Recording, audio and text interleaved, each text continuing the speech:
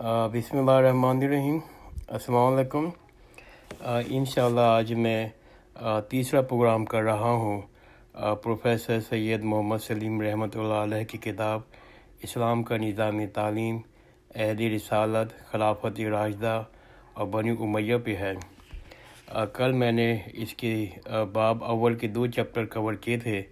باب اول ہے عہد رسالت مکی دور، اور کل جو 2 چیپٹر میں نے کور کیے تھے وہ عرب قبل اسلام، عربوں پہ احسان تھا۔ انشاءاللہ آج میں جو 4 چیپٹر کور کروں گا، اس لیے کہ چھوٹے چھوٹے چیپٹر ہیں۔ سن 1 تا 13ویں نبوی، دار ارقم رضی اللہ عنہ بن ابی ارقم، لازمی تعلیم اور مدینہ میں تعلیم کی ابتدا۔ تو جو تیسرا چیپٹر ہے سن 1 تا 13ویں نبوی، عرب دنیا کا، اسلامی دنیا کا، بلکہ عالم اسلام کا بلشان اور دوررس نتائج کا حامل واقعہ ہے۔ مکہ کا ایک غیر معروف فرد حضرت محمد صلی اللہ علیہ وآلہ وسلم کا نبی بنایا جانا، ان پہ قرآن مجید کا نزول ہے۔ خداوند رحمت و کریم نے دنیا کے انسانوں میں پھیلی ہوئی گمراہی، جہالت اور تاریکی پر نظر رحمت فرمائی۔ مکے میں خاندان قریش بنی ہاشم کے ایک تابع انسان کو حضرت محمد صلی اللہ علیہ وآلہ وسلم کو منصب نبوت پہ مامور فرمایا، انسانوں کی ہدایت اور رہنمائی کے لیے مامور فرمایا، وحی الہی کا اجر فرمایا۔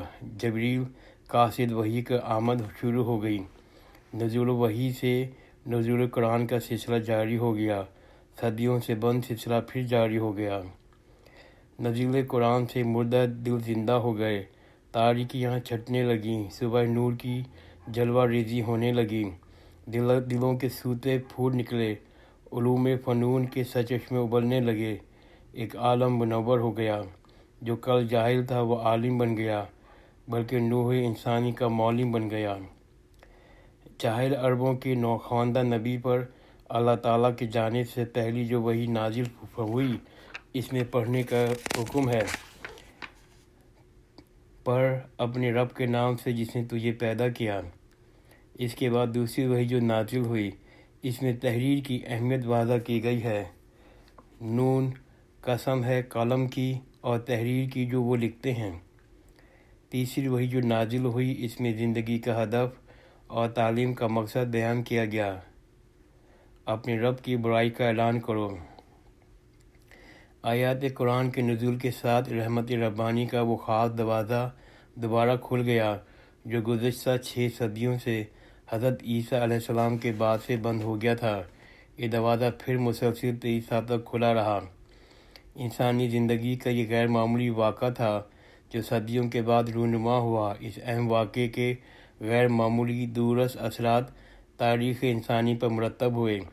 اس اہم واقعے نے انسانی تاریخ کا دھارا ایک رخ موڑ دیا۔ نوح انسانی کی زندگی میں دور جدید کا آغاز غار راہ کی نزول وحی سے ہوا۔ کسی آسمانی کتاب میں علم حاصل کرنے کا حکم موجود نہیں ہے۔ قرآن مجید کی اولین 3 وحیوں سے تعلیمی تحریک کا آغاز ہو گیا۔ اس وقت مکے میں ظلم و جبر و تشدد کا سایہ تھا۔ 2 وقت کی نماز صبح و شام چھپ چھپ کے آنکھوں سے اوجھل پہاڑیوں کی گھاٹیوں میں ادا کی جاتی تھیں۔ تعلیمی تحریک کا آغاز انتہائی بے سر و سامانی کی حالت میں ہوا۔ اس وقت کون اندازہ کر سکتا تھا کہ یہ تعلیمی تحریک آگے چل کر تینوں بروازوں کا احاطہ کر لے گی اور صدیوں میں قائم و دائم رہے گی۔ اسلام کی تعلیمی تحریک کا مقصد خداوند قدوس کی عظمت اور بزرگی کا اعلان کرنا ہے۔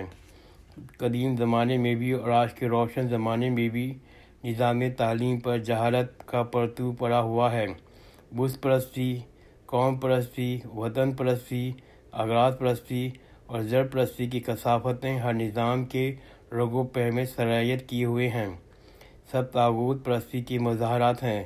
قدیم زمانے میں بھی اور آج کے روشن زمانے میں بھی انسان علاقائی، نسلی، قومی اغراض کے بتوں کا پجاری ہے۔ آج بھی انسان کے نظام ہائے تعلیم میں انہی اغراض کا عکاسی ہوتی ہے۔ اس لیے نہ کہیں حق و صداقت ہے، پھر نتیجتاً یہ کہیں امن و سکون سے نہ راحت و طمانینت ہے، پھر نتیجہ نہ کہیں امن و سکون ہے نہ راحت و طمانینت۔ قرآن نے اول روز ہی اصل مرض کی نشاندہی کر دی اور واضح کر دیا کہ صرف عظمت خداوندی کا محور مرکز بنانے والا نظام تعلیم نوع انسانی کی اصلاح اور فلاح کا ضامن بن سکتا ہے۔ دور مقاصد کا اعلی کار بننے والا نظام تعلیم انسانی دکھوں کا مداوع کر سکتا ہے۔ اب یہ چوتھا چیپٹر شروع ہو رہا ہے، دار ارقم رضی اللہ عنہ بن ابی ارقم۔ اس کے بعد حضرت محمد صلی اللہ علیہ وآلہ وسلم نے حضرت ارقم رضی اللہ عنہ بن ابی ارقم کے مکان میں ایک مدرسہ جاری کر دیا، جہاں نو مسلم صحابہ کرام آتے تھے، نزول شدہ قرآن یاد کرتے تھے، نماز سیکھتے تھے۔ بیت اللہ کے جوار میں کوہ صفا کے دامن میں یہ محفوظ مقام تھا، جہاں صحابہ کرام صبح و شام کے اندھیرے میں جمع ہوتے۔ یہ مخفی مدرسہ تھا، قریش کے محاندہ ماحول میں اس سے زیادہ ممکن نہ تھا۔ یہ ایک نرالا مدرسہ تھا، یہاں نہ کتاب تھی، نہ قلم تھا، نہ تخت تھی، ساری تعلیم زبانی تھی۔ صحابہ کرام قرآن کا نازل شدہ حصہ زبانی یاد کرتے تھے، اور سب سے بڑھ کر کے وہ ہادی اعظم صلی اللہ علیہ وآلہ وسلم کا کلام سنتے تھے، ان کی صحبت سے مستفید ہوتے تھے۔ مکہ شریف میں نزول وحی کے بعد قرآن مجید کی کتابت حضرت عثمان رضی اللہ عنہ اور حضرت علی رضی اللہ عنہ کرتے تھے۔ دار ارقم وہ واحد مدرسہ بعد میں بھی قائم رہا۔ اس عمارت میں عباسی خلیفہ ہارون رشید کی والدہ خیز رانی نے طویل مدت تک قیام کیا تھا، اس لیے یہ دار خیز رانی کے نام سے مشہور ہو گیا تھا۔ آج کل یہاں زمزم کی سبیل ہے اور وہ باب علی کے سامنے ہے۔ اب یہ چوتھا چیپٹر شروع ہو رہا ہے، لازمی تعلیم۔ اس پہلی وحی کے مطابق اسلام نے تعلیم کے حصول کو لازمی قرار دیا ہے۔ اسلامی اصطلاح کے مطابق حصول تعلیم کو فرض عین قرار دیا ہے۔ ہر انسان کے لیے اس کا حاصل کرنا لازم ہے، خواہ مرد ہو یا عورت، آزاد ہو یا غلام، حصول تعلیم سب کے لیے فرض ہے۔ حضرت ابن عباس رضی اللہ عنہ نے رسول اللہ صلی اللہ علیہ وسلم سے یہ روایت بیان کی ہے کہ آپ صلی اللہ علیہ وآلہ وسلم نے فرمایا، کوئی مسلمان مرد یا عورت، آزاد یا غلام ایسا نہیں جس پہ اللہ تعالیٰ کی جانب سے فریضہ عائد نہ ہو کہ قرآن مجید سیکھے اور دین کی سمجھ پیدا کرے۔ یہ حدیث بہت ہی پاورفل حدیث ہے۔ اس میں فرمایا کہ جو آخری جو دو لائن میں پڑھ لیتا ہوں کہ وہ جس پر اللہ تعالیٰ نے جانب سے یہ فریضہ عائد نہ ہو کہ وہ قرآن مجید سیکھے اور دین کی سمجھ پیدا کرے۔ اب یہ پانچواں چیپٹر ہے اور عہد رسالت مکی دور کا، مدینے میں تعلیم کی ابتدا۔ نبوت کے 12ویں سال مدینے کے لوگ حج کے لیے مکہ آئے اور ان میں سے چند افراد نے اسلام قبول کر لیا، اطاعت فرمان برداری کا حلف لیا۔ وہاں اسلام کی فضا سازگار ہوتی چلی گئی۔ مدینہ میں نئے مسلمان ہونے والوں کے آپ صلی اللہ علیہ وآلہ وسلم کی تعلیم کا انتظام فرمایا۔ حضرت مصعب بن عمیر، حضرت عبداللہ بن سعید بن عاص کو آپ نے اس غرض کے لیے مدینہ روانہ کر فرمایا۔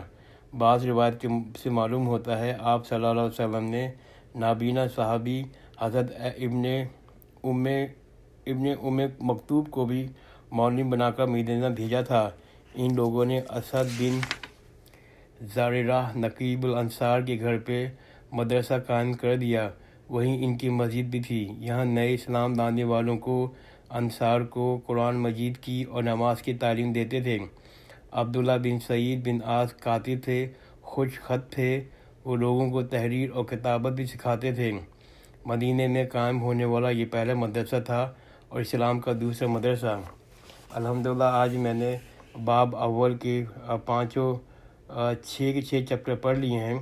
انشاءاللہ کل میں ان کا باب دوم عہد رسالت مدنی دور علم فضیلت اور اہمیت شروع کروں گا، اور اس کے بھی 12 چیپٹر ہیں۔